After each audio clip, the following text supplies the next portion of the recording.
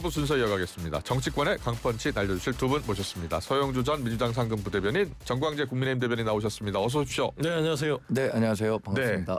네, 냉랭했던 남북 관계가 조금 달라질 그런 분위기가 보이고 있습니다. 우리 먼저 대북 확성기 방송 중지했고 북한도 바로 대남 소음 방송을 멈췄습니다. 이재명 정부의 선제적 조치에 호응한 것이다라는 분석이 나오는데, 자, 먼저 서영주 대변인 어떻게 보셨어요? 매우 긍정적인 신호라고 할 수 있죠. 네. 지난 정부는 남북 관계라고 할 게 없습니다. 관계가 없었잖아요. 네. 끊어버렸죠. 근데 이제 이재명 정부 들어서는 남북이 관계를 시작했다. 관계를 하기 위한 유화책을 썼는데요. 두 가지 측면인 것 같아요. 예. 이건 이제 일거양득이라고 하는데, 첫 번째는 이 북한과의 관계를 일단 우리가 대북 확성기를 중단함으로써 우리 이야기할 어떤 준비가 돼 있다. 예. 너희들도 우리가 이렇게 조금 내려놓고 대화하자라는 예. 것이죠. 사실상 외교든 어떤 정치든 간에 인간사 기본적인 선이 있어요. 가는 말이 고와야 오는 말이 곱다. 예. 가는 말이 거치면 오는 말은 거칠죠. 네. 그런 어떤 상식선에서 일단 대북 확성기를 일단 내려놓고. 예. 근데 두 번째 가장 중요한 건데요. 예. 접경 지역 국민들의 고통이 너무나 심각했습니다. 예. 파주, 동두천, 김포부터 시작해서요. 귀신 같은 소음을 자꾸 그럼요. 제가 내보냈다면서요, 그 북한이. 소식들을 전해 예. 들으면요, 살 수가 없답니다. 예. 특히나 애들 학교 보내야 되는데 그 예. 접경 지역의 그 귀신 곡성 같은 예. 소리가 예. 하면 잠을 못 자고요. 애들이 트라우마에 시달릴 정도로 해서 예. 학부모들 무릎 꿇고 울면서 제발 이거 해결해 달라고 그랬거든요. 그런 상황에서 이 대북 확성기를 중단하면서 북한 쪽에서도 그게 동시에 일단은 중지가 됐어요. 예. 그 자체만으로도 예. 전견적 국민들의 고통을 해소했다는 측면 매우 저는 환영할 만하다고. 그래요. 예. 정광희 대변인은요. 남북 관계가 개선되고 좋은 관계를 유지하는 것은 기본적으로 아주 좋은 일이죠. 네. 그래서 이재명 대통령이 대북 그 확성기 관련해 갖고 예. 방송하지 못하도록 하고 또 북한이 나름대로 본인들이 갖고 있는 카드를 접었다는 것에 대해서는 긍정적으로 평가합니다. 예. 근데 이 매년이 아니죠. 정권이 바뀔 때마다 네. 남북 관계에 관련한 정책이 막 변하면서 네. 사실 좋을 때도 있고 나쁠 때도 있잖아요. 그 정권 초기에는 특히 진보 정권이 집권했을 때 네. 북한에 대해서 상당히 유화적인 메시지를 내면서 남북 관계가 좋아지는 것처럼 보이지만 결국 성공한 대북 정책은 한 번도 없었거든요. 예. 허니문 기간엔 좋을 수 있다고 생각합니다. 그런데 진짜로 그 남북 관계와 관련한 변화가 있으려면 예. 위기가 왔을 때 남북이 어떻게 모습을 보이느냐 이게 중요하다고 생각하는데 예. 일단 첫 단추는 잘 깬 것 같습니다. 그 이후에 예. 정말 어려운 시기가 왔을 때도 네. 남북 관계가 좀 더 개선될 수 있는 면이 있었으면 좋겠는데 그래요. 그런 면에서 좋아지길 기대합니다. 저도. 예. 그 백악관도 지금 트럼프 김정은과의 소통 친서 교환 열려 있다라는 또 입장 발표도 있었고요. 남북 관계, 북미 관계도 큰 변화를 맞을까요? 그렇게 이 보세요? 남북 관계가 왜 이게 중요하냐면 우리 대한민국의 이게 외교 지형에 있어서 남북 관계가 축입니다. 예. 결국엔 미국 중국과의 어떤 관계성도 대한민국은 중요하지만 남북 관계에 있어서 우리 대한민국이 주도권을 지니는 것이 예. 결국엔 미국과의 협상력, 중국과의 협상력에 있어서의 큰 어떤 지렛대가 될 수 있거든요. 네. 사실상 지난 문재인 정부에서 한반도 운전자로를 했던 것도 북한과의 어떤 우리 그 둘만의 관계가 아니라 전체 지정학적으로 미, 중, 러, 일 모든 이 4개국에 대한 역학 구도를 우리가 주도하고 가느냐 예. 아니면 의탁하느냐 그 문제를 고민하면서 이끌어왔던 것이기 때문에 예. 미국과 북한이 남북이 단절된 상태에서 어떤 외교 관계를 맺어간다면 우리는 할 일이 없잖아요. 예. 미국 눈만 보고 있어야 된단 말이에요. 그렇기 때문에 저는 남북 관계 개선의 신호탄을 쏜 것들은 예. 미, 북 그다음에 미일러 이렇게 한중러 예. 이런 식으로 해서 그 구조들을 조금은 우리 국익 위주로 갖고 갈 수 있는 밑거름이 될 수 있는 측면에서는 참 잘한 선택이다. 예. 그렇군요. 근데 그 남북 관계와 관련해서는 지금 북미 관계도 그렇고요. 예. 결국엔 키를 주고 있는 것은 김정은 북한 국방위원장입니다. 예. 문재인 정부 시절에도 한반도 운전자로는 얘기했죠. 네. 얼마나 좋습니까? 한반도가 우리 평화를 구축하는 과정에서 우리가 중심이 돼야 된다. 너무 이상적이고 좋은 얘기예요. 예. 그러나 그게 현실적으로 이루어졌느냐. 사실 햇볕 정책이라는 게 나온 지가 30년 됐습니다. 네. 그때 그 햇볕 정책하고 그러면 북한 비핵화 바로 되고 예.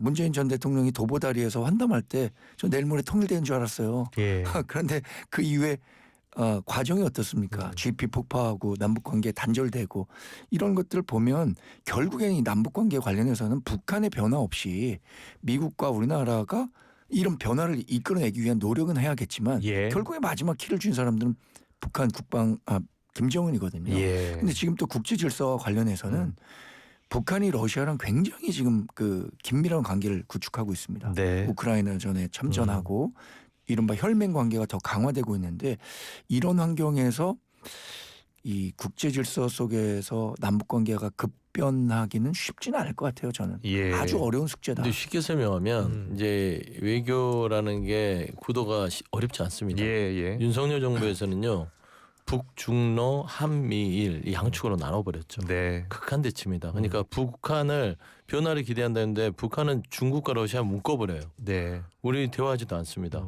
그리고 우리는 한미일, 미국과 일본만 있습니다. 그러면 이건 대치 상황이잖아요. 예. 예. 어떻게 가야 되냐면 한미일의 어떤 공조를 강화하면서 북중러가 아니라 한중러로 가야 됩니다. 예. 한미일, 한중러. 이런 구도의 양상을 한반도에서 우리가 가지고 가자는 게 한반도 운전자론이고 예. 문재인 정부에서도 그렇게 됐던 것이고 햇볕정책도 그렇게 됐던 것이다. 네. 최소한 그 기간 동안에는요. 한반도에 전쟁의 위기는 없었다는 것은 그 누구도 부인할 수 없을 겁니다. 그렇군요. 예. 그 조금 전에 트럼프 대통령 이야기도 이야기했습니다만 이재명 대통령이 이제 외교무대 데뷔 전 G7 정상회의에 다음 주에 이제 참석을 합니다. 그리고 이달 말에 나토 회의도 지금 참석할 것으로 지금 알려지고 있어요. 근데 그 과정에서 자주파 동맹파 간 충돌설이 있습니다. 외교안보 라인에서 자주파와 동맹파가 있다는 거예요. 그래서 자주파 동맹파 간의 충돌설이 있다는 건데 이게 어떤 배경에서 이런 이야기가 나오고 있는 거예요? 일단 예. 북중러 한미일 관계가 윤석열 정부 때문에 고착화된 게 아니라 네. 2022년에 발발한 러시아 우크라이나 전쟁으로 국제 질서가 급변하는 과정에서 예. 우리가 그 국제 질서에 순응하는 과정에서 이런 대결 구도가 생긴 거지 윤석열 전 대통령 시절에 이런 구도를 만들려고 했던 건 아니에요. 예. 예. 또 하나는 G7 참석하잖아요. 네. 그리고 23일, 24일에 네덜란드 헤이그에서 예. 나토 정상회의 열리는데 제가 어제 뭐 국민의힘 논평을 통해서도 예. 나토 회의에도 이 대통령이 참석해야 된다라는 예, 요지에 예. 촉구 논평을 내기도 했습니다. 예. 그런데 대통령실 내에서 실제로 참석 쪽으로 기울고 있다고 하니까 저는 환영할 만한 일이라고 생각합니다. 그래요. 왜냐하면 예. 이 나토가 지금 아시아 태평양 안보와 관련해서도 협력할 게 많기 때문에 네. 벌써 4년 전서부터 우리나라를 초청했었어요. 윤석열 전 대통령이 3년 연속 방문해서 정상회의를 했었는데 예. 이번에 만약에 이재명 대통령이 가지 않는다. 그러면 그 외교 상대국에서는 정권이 바뀌니까 대한민국 외교 노선이 완전히 바뀐 거야. 예. 이런 불확실성을 갖게 된다는 거죠. 외교의 중심은 예측 가능성에 있다고 하더라고요. 예. 그러니까 예측 가능한 외교를 한다는 측면에서는 저는 나토 정상회의에도 이재명 대통령이 참석해야 한다고 생각하고 네. 이 나토 정상회의에 참석해야 되느냐 말아야 되느냐를 두고 예. 이른바 자주파 동맹파. 자주파는 남북 관계가 우선이다. 이렇게 생각하는 분들이고 동맹파는 한미 관계가 붕괴되면 남북 관계도 없다. 이렇게 네. 생각하는 분들이잖아요. 이게 직업 외교관 충실 등과 학자 뭐 이렇게 나뉘어 있다고 하는데 그렇네요. 예. 여기 그 적절한 균형점을 찾지 않으면 이재명 대통령의 그 대미 외교, 예. 대북 외교, 대중 외교 다 흔들릴 수 있습니다. 근데 이게 이제 자주파나 동맹파나 결국에는 이제 대한민국의 남북 관계에 있어서의 방향성이에요. 크게 다르지는 않습니다. 네. 근데 근간이 뭘 강조하느냐죠. 네. 그러니까 제가 앞서 얘기했던 건 저는 자주파일 거예요. 한반도 운전자론 주의자니까. 그래요. 예. 근데 이제 이 북한 자체의 억제를 미국에 의존해서 해야 된다는 게 이제 동맹파의 기조라고 봤을 때 저는 자동파. 예. 자주파의 근간을 둔 동맹 예. 이런 식의 어떤 방향으로 가는 게 맞지 않을까. 뭐 동자파는 뭐냐면 동맹을 근저로 한 자주 예. 이걸 이끌어내야 된다는 그런 좀 그래요. 복합적인 사고들을 좀 유연하게 해야 될 필요가 있고요. 뭐 G7이나 나토에 이재명 대통령이 가는 거는 어떤 한미 그다음에 남북 관계에 대한 문제도 있지만 일단 이번에 조계 대선에 있어서 새로운 대통령이 왔고 대한민국이 안정적으로 지금 이제 나라가 되어가고 있다는 측면에서는 국제 무대에서 인사도 하고 예. 다자외교의 창을 연다는 측면에서는 가시는 게 맞다. 네, 알겠습니다. 잘 들었습니다. 오광수 민정수석 사의 표명 이야기 해볼게요. 자, 여권 일각에서도 사실은 사퇴 요구가 제기가 됐었어요. 그래서 많이 부담을 느낀 것으로 전해졌는데 오광수 민정수석 사의에 대해서는 어떤 생각이십니까? 적절하다고 봅니다. 저도 초반에는 그분이 이제 민정수석으로서의 어떤 개혁의 적임자 능력을 무시할 수는 없다. 네, 뭐 검찰 출신이라고 안 된다. 이건 저는 반대였어요. 예. 뭐 검찰 출신이어도 일할 수 있고 능력이 된다면 할 수 있죠. 다만 저는 이제 부적절한 사안들 개인으로서 여러 가지 사안이 있을 수 있겠죠. 예. 뭐 부동산을 여러 가지 사유로 해서 다른 사람 이름으로 해서 차명으로 거래를 했다. 차명 대출을 받았다. 이건 개인 오광수는 할 수 있습니다. 예. 아니 설사 뭐 지책을 받더라도 법적 책임을 듣더라도요. 그런데 민정수석이라는 자리는 어떤 여러 가지 기관의 사정 기능부터 시작해서 인사 검증 기능까지 다 가지고 있는데 본인이 이런 일을 안고서 어떻게 할 수 있겠어요? 자격 기준이 미달되는 거잖아요. 예. 그래서 저는 첫 번째 사안이 터지고 대출 문제까지 터졌을 때 이제는 그 자리에 있기가 쉽지 않겠다. 예. 본인 스스로 거치를 고민할 때가 됐다라는 게 제가 한 이틀 전부터 3일 전부터 얘기했던 바고 예. 오늘 결정을 사의 표명으로 낸 것은 잘한 일이고 예. 이재명 정부의 출발에 그래도 5개 T로서 스스로 어떤 일단 거치를 예. 결정해서 예. 뭐라 해야 잘했다라고 되나? 보시는 거예요. 잘했다고 지금? 봐야죠. 환영한다고 예. 할 수는 없고요. 예, 알겠습니다. 정광재 대변인.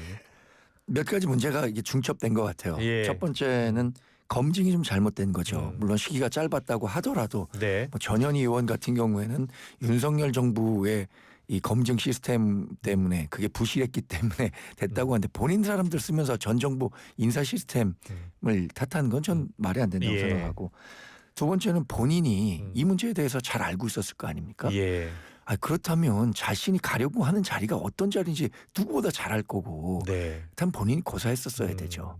그리고 이런 문제가 제기됐었을 땐 저는 인사권자가 본인의 인사권이 잘못 행사됐다라고 생각해서 이 사람을 자르기는 굉장히 어려운 일일 것 같아요. 예. 예. 그러면 이렇게 논란의 중심에 서게 된 본인이 책임을 지고 사퇴해야 된다고 생각하고요. 네. 결과적으로는 뭐 그런 모양새가 갖춰진 셈이죠. 예. 저도 이 논란이 오래될수록 오광수 민정수석이 자리를 버티긴 쉽지 않겠다. 예. 왜냐하면 민정수석이라는 것 자체가 송영주 대변인 말씀하신 것처럼 공직과 관련해서 인사검증하는 잣대를 갖고 다니는 사람이잖아요. 예. 예. 그 잣대가 본인이 굉장히 넓다면 다른 사람이 어떻게 적용할 수 있겠습니까? 네. 하여튼 오광수 민정수석의 사의는 잘된 일이라고 생각하고 이재명 대통령이 뭐 당연히 받아들이겠죠. 예. 이걸 받아들이지 않을 수는 없겠죠. 예, 알겠습니다. 3대 특검 이야기 해보겠습니다. 이재명 대통령이 어제 민주당과 조국혁 신당이 추천한 후보 각각 이제 한 명 추천했고 이제 3명을 지명을 했습니다.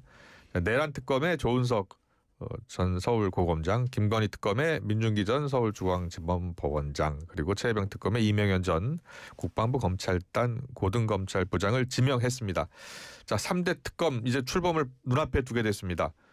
서영주 대변인. 네. 3대 특검. 진즉했어도 했어야 될 거 예. 이제 하는 거죠. 예. 그러니까 뭐 전체적으로 국민들은 잊고 싶은 게 있을 거예요. 네. 악몽 같던 지난 3년간에 있어서의 권력으로서 막아놨던 본인 윤석열 전 대통령과 그 배우자들의 갖가지 유혹들 이걸 안고서는 새로운 정부가 출범할 수 없습니다. 네. 그리고 국민의힘조차도 이 특검을 안고서는 공당으로서 존재하기가 쉽지 않을 것 같아요. 이거는 이제 대한민국의 어떤 여러 가지 정치 상황과 국민들의 어떤 여러 가지 눈높이에 맞춰서 털어내야 될 사안이다. 특히 내란 특검 그렇죠. 이거 언제까지 질질 끌 겁니까? 털어버려야죠. 네. 6개월 안에 딱 털고 이제 새롭게 대한민국에 먹고 잘 사는 거, 국민들을 위한 거 이런 거에 매진해야지 계속해서 내란 특검한다고 1년 가고 2년 가고 검찰에 맡겨놓으면 한 3년도 갈 겁니다. 예. 그랬잖아요. 지난 정부 보면 김건희 씨 수사 검찰에 맡겨놓을 때 잘했다고요? 기소 찔끔 할 것처럼 하다가 안 하고 압수수색 한 번 하고 아무것도 안 하고 소환조사도 못 하고 예. 1년 가고 2년 갑니다. 그렇게 해서는 나라가 정상적으로 못 돌죠. 그래서 이런 부분들은 단박에 털자라는 측면에서는 속도를 내는 것이고 일부 인사들 특히 송원석 의원이 오늘 무슨 인터뷰에서 원내대표 후보긴 한데 뭐 이거를 뭐가 그래 급해서 야밤에 했냐. 예. 이재명 대통령이 일하다가 네. 밤늦게 제가 한 거예요. 네. 뭐 그것도 문제입니까? 아침 예. 일찍 하면 또 아침 일찍 했다고 욕할 겁니까? 그러니까 결국에 이 부분에 있어서는 가는 것이고 저는 이 특검에 대해서는 국민의힘도 협조적으로 하셔야 돼요. 네. 정치보복 운운하면 안 된다. 자 한마디만 드리면 어떻게 우리가 때를 밀 때 예. 몸을 깨끗하게 하려고 때를 밀지 때한테 복수하려고 때를 밉니까? 예. 아니잖아요. 예. 때한테 보복하는 거 아니니까 본인들이 때가 아닌 이상 같이 힘을 합쳐서 특검에 대해서 대한민국의 이 찌든 내란의 때를 같이 닦아내자. 네. 내란 특검에 국민의힘도 더 적극적으로 협조해야 된다. 예. 어제 여튼 밤늦게 예. 이재명 대통령이 임명을 했더라고요. 네. 어제 오후에 추천을 하고 어제 밤늦게 임명을 했으니까 그야말로 속전속결로 아. 진행되고 있다 이렇게 평가할 수밖에 없을 것 같고요. 네. 뭐 개인적으로 어떤 분들이 됐는지 이 인물평보다는 예. 그분들이 정말 공적 마인드를 갖고 맡은 바 소임을 다 해주기를 기대합니다. 네. 그런데 그 맡은 바 소임 가운데 하나가 정치 보복이 아니기를 바라는 거죠. 예. 저는 특검에 대한 국민적인 여론이 성숙돼 있다고 생각합니다. 특히 예. 뭐 최상병 특검과 관련해서는 이미 그 수사가 다 완료됐음에도 불구하고 국민적 의혹들이 남아 있잖아요. 예. 뭐 예. 윤석열 전 대통령이 경로해서 실제로 뭐 전화를 했는지 안 했는지 이런 부분과 관련해서는 아직도 풀린 게 없으니까 예. 당연히 이런 사안에 대해서는 특검 필요하다고 생각하는데 그래요. 예. 내란과 김건희 특검은 지금 수사가 진행 중이니까 예. 조금 이른 측면도 있지만 이제 불가역적으로 특검은 탄생하게 되잖아요. 예. 예. 그렇다면 이게 잘 운영이 될 수 있도록 야당으로서 견제와 감시는 필요하겠죠. 이게 특검 본연의 역할을 하는 건지 아니면 정말 우리가 걱정했었던 식으로 정치보복성 또는 국민의힘에 대한 뭐 위헌정당 뭐 이런 쪽으로 정당성을 확보하려고 하는 건 아닌지 이런 부분에 대해서는 계속 견제 감시해야겠죠. 예. 그 일각에서는 특검 결과에 따라서 네. 국민의힘이 위헌정당 해산 심판 받을 수 있다라고 이야기가 나오고 있어요. 일각이라기보다는 그 국민의힘의 보수를 오래 지켜왔던 홍준표 전 대구시장이 하신 말이죠. 아 예. 예, 특검이 끝나고 나면 위헌정당이 될 수도 있다. 예. 각오하고 있어라. 예. 실제로 그러니까 이어질 수 있다고 보세요? 이게 법률가인 홍준표 전 대구시장 그리고 오랜 정치 경력을 가진 분께서 판단했으면 네. 뭐 없는 일은 아닐 수 있을 것 같아요. 그리고 저는 참 우려가 되는 게 예. 정치보복이란 말을 벌써 꺼내잖아요. 뭐 찔리는 게 있나요? 내란 특검 가운데 국민의힘 정치인들이 관여 안 됐으면 되지 않습니까? 예. 그냥 늘 떳떳했으면 좋겠어요. 벌써부터 특검 시작 전부터 정치보복이다. 정치보복이다. 사실상 보면 12월 3, 4일 날 당시 국민의힘의 지도부였던 추경호 당시 원내대표가 윤석열 전 대통령과 전화하는 통화 기록이 나왔죠. 예. 뭐 나경원 의원도 했었고요. 뭐 윤상현 의원 뭐 몇 분 계시는 것 같아요. 제 기억에는. 그러면 그분들은 불가피하게 수사를 받는 거예요. 예. 수사를 받는 것조차도 정치보복이라고 하면 뭐 국회의원 성역입니까? 예. 특히나 내란에 대한 행위이기 때문에 저는 이 부분에 대해서는 정말 한 점 오도 없이 철저하게 밝혀야 되고 여기 협조하는 것들이 그게 국민의힘이 국민들 앞에서 새롭게 혁신하는 모습이다. 예. 국민의힘 의원들 다수도 수사를 받아야 한다라고 이야기하셨고 김건희 여사 특검 같은 경우에는 공천 담당했던 국민의힘 의원 인사들도 수사 대상이 될 수 있다는 거예요. 당연하죠. 예. 불법을 했으면 벌을 받아야 된다. 예전에 한동훈 전 대표도 누누이 입버릇처럼 얘기했죠. 죄를 지었으면 벌을 받아야죠. 네. 자, 지금 내란 특검, 김건희 특검 다 모두 이제 국민의힘 의원들도 수사 대상이 될 수 있는 거예요? 그 김건희 특검 관련한 명태균 그 예. 데이트 예. 관련해서는 이미 우리 당 의원 중심에 있었던 분들은 수사를 받고 있어요. 그렇군요. 윤석열 의원이나 예. 이런 분들도. 예, 예. 그리고 홍준표 전 대구시장이 했던 얘기는 상당히 본인의 이 정치적 재기를 위해서 아, 보수 정치판이 흔들려야 자신이 나와서 활동할 수 있는 공간이 필요한데 그런 측면에서 한 얘기라고 홍준표 전 생각합니다. 시장이 정당 해산될 수 있으니 각자 도생하라라고 글을 올렸죠. 예. 네. 예. 그리고 그 위헌정당과 관련해서라면 당이 계엄을 예. 선포하는 과정에서 협조를 했다라고 예. 한다면 당연히 위헌정당이 될 수 있는 거죠. 예. 그런데 윤석열 전 대통령이 당시 12월 3일 밤에 추경호, 나경원 의원에게 전화해서 뭐라고 했느냐? 미리 알려주지 못해서 미안하다. 상의 못해서 미안하다. 예. 이 얘기를 했다는 거 아닙니까? 이미 언론 보도를 통해서 많은 내용들이 확인이 됐어요. 예. 그래서 그 계엄을 선포하는 과정에서 우리 당이 일정 정도 단 100분의 1이라도 역할을 했다면 예. 이게 가능한 논리지만 우리 당은 알지도 못했고 그것에 대해서 또 계엄에 해제하기 위해서 18명의 의원들이 가서 계엄을 해제했는데 예. 그걸 갖고 위헌 정당을 심판 청구하겠다라는 것 자체는 말도 안 되는 것이고 만약 그렇게 된다면 국민들이 어떻게 받아들이겠습니까? 예. 이게 정말 위헌적 요소가 있어서 국민의 힘을 해체하려고 하는 거냐 정치 보복하려고 예. 하는 거냐 그럼 국민들 판단이 있을 겁니다. 네. 근데 이거 추경 원내대표 뭐 통화 내역 자체가 언론에 알려진 게 알려주지 못해서 미안하다 밖에 없었을까요? 그걸 어떻게 믿죠? 뭐 윤석열 전 대통령 헌재에서 했던 말 하나라도 말한 게 제대로 그 진실된 게 있었나요?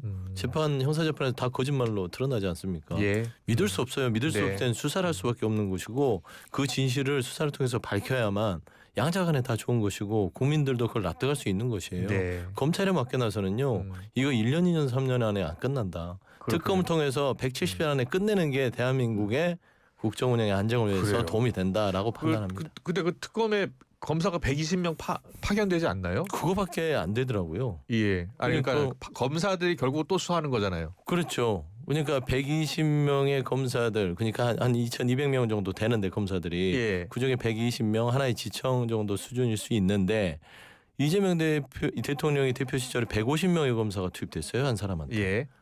그러면 일을 열심히 했어요. 150명은.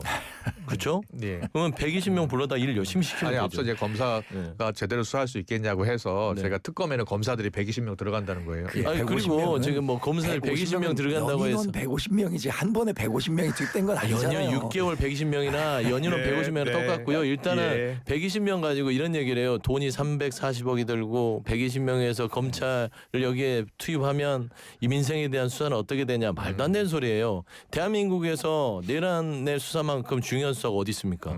거기에 김건희 씨에 대한 수사 16건입니다. 예. 이것만 수사해드려도 검찰 웬만한 지청들 다 어무마비예요. 지금 일하면. 예. 거기에 최혜병 특검 당연히 했어야 될 부분들인데 이보다 더 중요한 사건이 없는데 뭘 일을 방해합니까? 아니 관련해서 지금 특검이 나왔으니까 예. 수사하면 됩니다. 네. 그리고 뭐 추경호 원내대표 전 원내대표나 나경원 의원 통화 내용 관련해서 사실 검찰이 수사하나 내란 특검이든 거기서 수사하나 결과는 똑같을 겁니다. 네, 알겠습니다. 여기까지 듣겠습니다. 정치권의 강퍼지 날려주셨는데요. 서영주 전 민주당 상근부 대변인, 정광재 국민의힘 대변인과 함께했습니다. 잘 들었습니다. 고맙습니다. 네, 감사합니다. 네. 갱년기라던 영주 씨 요즘 꿀잠 자나 봐요. 푹 잤다. 은정 씨는 짜증 대신 웃음이 많아졌고요. 이제 얼굴 안 빨개진다는 미영 씨. 우리 엄마 예쁜데? 생약 복합 성분 함유 페라민 Q. 편안한 갱년기엔 모두 페라민 큐네요. 갱년기 관리 약국에 있어요. 동국제약. 울림이 계속되는 모든 것들을 우리는 명작이라고 부른다. 지금도 시간이 지나도 메르세데스 벤츠 S클래스 지금 가까운 전시장에서 화성 특례시가 선보이는 AI의 모든 것. 마스 2025가 6월 18일부터 20일까지 서울 코엑스에서 시작됩니다. AI 특별관, 혁신 컨퍼런스, 그리고 휴머노이드 로봇 아메카까지 대한민국 최초로 만나보세요. 지금 마스 2025.AI에서 등록하세요. 인터넷 BTV 가입하는 법. 106 일사천리로 가입부터 설치까지 공식 가입 채널이니까 혜택은 가만히 6530 최대 30% 요금 할인까지 가입 문의 106 SK 브로드밴드. 아크릴 모든 것 에드피 아몰 판촉물 굿즈 모든 것 에드피 아몰 실사출력 모든 것 에드피 아몰 에드피 아몰 에드피 아몰 다양한 기프트 판촉물도 에드피 아몰. 오늘을 기록하는 소리, 내일을 준비하는 소리, 그리고 인생을 돌아보는 소리. 모두의 성장을 고민하는 브랜드 오럼, 오래도록 가치 있는 평생 소장품을 만듭니다. 당신의 이야기가 완성되는 곳 카멜로 장갑 하나로 일상이 안전해진다. 안전한 용접 장갑 카멜로 편안한 작업 장갑 카멜로 세련된 안전 장갑 카멜로 오늘도 손끝 하나 다치지 않고 일 잘 끝냈습니다. 장갑은 카멜로. 안녕하세요, 정혜인입니다. 교보생명에는 아주 특별한 능력이 있대요. 바로 마음을 읽어주는 교감 능력. 요즘 시대, 요즘 당신에 맞춰 마이데이터로 더 정확하게 보험 생활을 밸런스 있게. 궁금하다면 지금 교감하러 교보로 감.